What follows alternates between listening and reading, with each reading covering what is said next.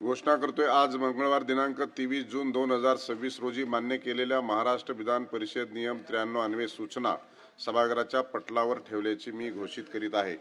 परिवहन मंत्री माननीय सभापती महोदय,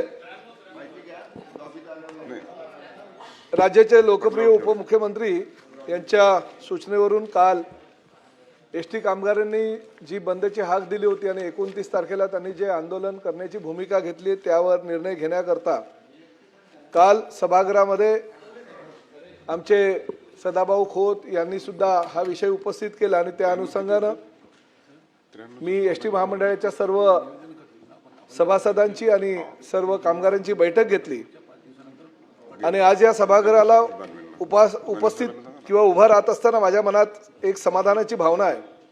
कारण आज आपण केवळ एक प्रशासकीय निर्णय जाहीर करत नाही आहोत, तर महाराष्ट्राच्या कानाकोपऱ्यात अहोरात्र सेवा देणाऱ्या एसटीच्या सुमारे 86,000 कर्मचाऱ्यांच्या न्याय हक्काला न्याय देत आहोत।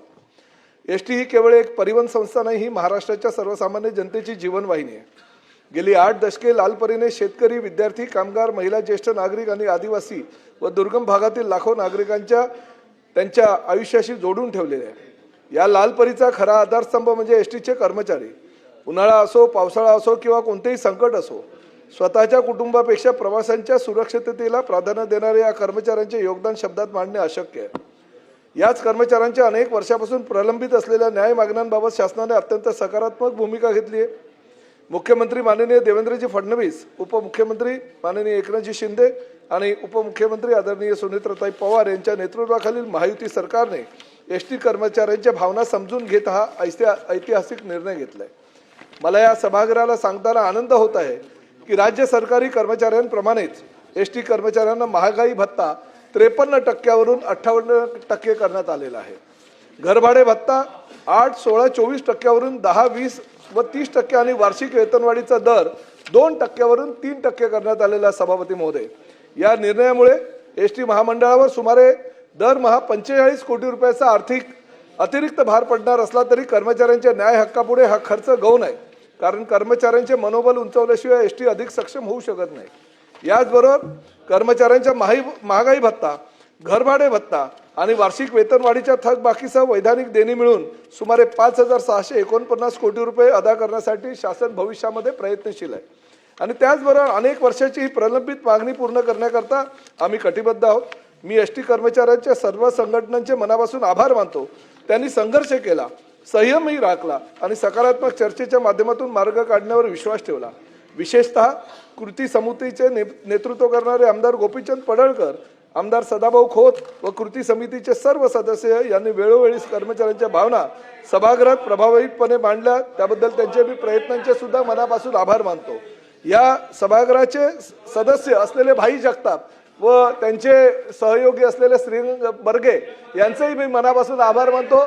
सचिन भाऊ आपलं तर जास्त आभार मानतो, कारण ज्यावेळेस बेस्टचा संप आम्ही मिटवला, एकनाथ शिंदे साहेबांच्या माध्यमातून आम्ही ती बैठक घेतली, त्या बैठकीचे नेतृत्व सचिन भाऊ आहिर आपण करत होता, त्याचा मला अभिमान आहे। आणि त्यामुळे आपल्या ह्या सभागृहातील सर्व सदस्य, बेस्ट कामगार असू द्या किंवा एसटी कामगार असू द्या, सर्वांसाठी गेली अनेक वर्ष आपण झगडताय आणि त्यामुळे महायुती सरकारच्या माध्यमातून ह्या सगळ्या निर्णयाची अंमलबजावणी होते।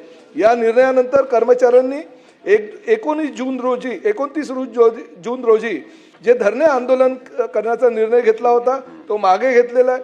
हे शासन कर्मचाऱ्यांमधील परस्पर विश्वासाची मोठी पावती आहे। सभापती महोदय, आजचा हा निर्णय केवळ वेतनवाढीचा नाही तर विश्वास वाढवण्याचा आहे। निर्णय केवळ आर्थिक नाही तर मानवी संवेदनाचा आहे। एसटीच्या प्रत्येक चालक, वाहक, तांत्रिक, कर्मचारी, अधिकारी आणि कर्मचाऱ्यांच्या कष्टांच्या शासनाने केलेला हा सन्मान आहे। आपल्याला ही कल्पना आहे की सभागृहातील आमचे सदस्य दरेकर साहेब यांचे वडील सुद्धा एसटीचे कंडक्टर होते, त्यामुळे एसटीचा विषय ज्या वेळेस या सभागृहामध्ये आला ते सुद्धा आपल्या भावना या सभागृहामध्ये व्यक्त करत असतात आणि त्यामुळे या सभागृहातील सगळ्या सदस्यांच्या भावनांचा आदर करून आम्ही हा महायुती सरकारने निर्णय घेतलेला आहे। आपण सर्वांनी मिळून एसटीला आर्थिकदृष्ट्या सक्षम, आधुनिक आणि प्रवाशांच्या विश्वासाला पात्र अशी संस्था बनवायची आहे. कर्मचारी समाधानी असतील तरच लालपरी अधिक वेगाने अधिक विश्वासाने महाराष्ट्राच्या प्रत्येक गावापर्यंत धावेल याचा मला पूर्ण विश्वास आहे. मी परत एकदा या सभागृहातील सर्व सदस्यांचे मनापासून आभार व्यक्त करतो की वेळोवेळी एसटीचा जेव्हा प्रश्न राहिला त्या प्रश्नाला चालना देण्यासाठी या सभागृहातील भले विरोधी पक्षाचे का होईना पण विरोधी पक्षाचे असेल तरी एसटीचा कर्मचारी हा आमचा कर्मचारी आमचा सहकारी आहे. या भावना आमच्या कुटुंबातील एक सदस्य म्हणून आपण सर्वांनी जो ठेवला त्यामुळे एसटीला प्रगती पथावर घेऊन जाण्यासाठी मी प्रयत्न करतो आणि त्या पाठीमागे आपण ठामपणे उभे आहात याचा मला अभिमान आहे. परत एकदा या सभागृहातील सर्व सदस्यांचा मनापासून आभार व्यक्त करतो.